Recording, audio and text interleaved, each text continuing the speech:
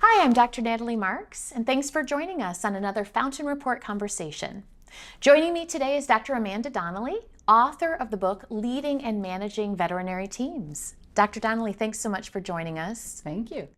I'm sure you've seen other hospitals that have more opportunity for growth.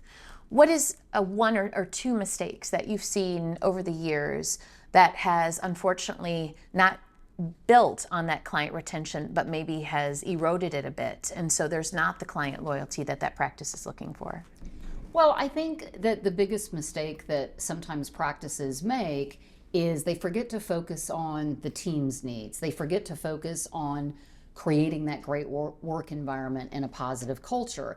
And to that point, one of the biggest mistakes that I see is a failure to give the team a voice, collectively and individually. And the reason that that's so important is that if the team members don't feel heard and they don't feel that they have that opportunity to contribute their thoughts, their perspectives, and their ideas, then they're probably not going to be as satisfied in that job. Mm-hmm. And so that is one key takeaway, is that we want to give team members a voice, and we can do that not just in a monthly staff meeting, but throughout the entire week. Give them a voice by asking them, how do you think we could increase dental compliance, for example? How do you think we could get more cats into the practice?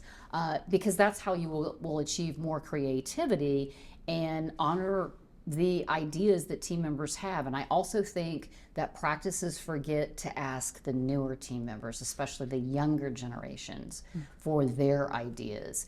And then lastly, what I would also say is another mistake that is often made is a failure to have front and center the mission and the core values of the practice. Because on a really busy given day, or on a really busy hectic day, it's easy to lose sight of why we all got up this morning and came to practice, which is, of course, in small animal practice, very much about helping pets and people.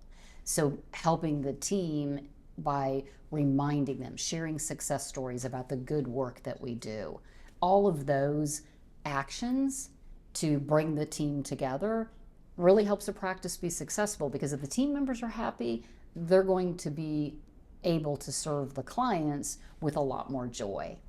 So you've listed several ways in which clinics have shown success in client loyalty and retention, and also some ways where maybe they've missed the mark unintentionally, or they have opportunities for growth. Now, as we're wrapping up here, we do know that the economic climate right now has some uncertainty in the U.S. We know that there are challenges in pet parents waiting to see the veterinarian, or seeking out other sources of information, perhaps before they call the veterinarian.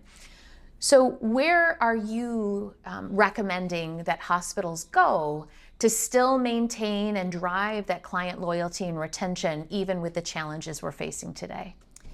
Yes, absolutely. Well, part of it is making sure that the team is trained around the financial care conversation.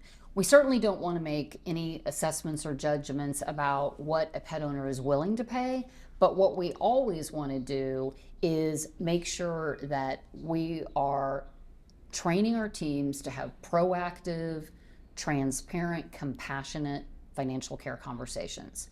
And that starts by making sure that that information is available on your website. You could also push that out on social media. Make sure that pet owners know that they have options for flexible financing or the ability to spread out the cost of care. That starts with making sure that that information is out there, and then training the team to use communication skills to let the pet owner know that, would you like to discuss some of your payment options? Or, we know that pet care can be expensive. May I review with you some payment options? That will really help, because that says to the client, we care about you. We know that there might be some financial limitations or economic, limitations that they might have.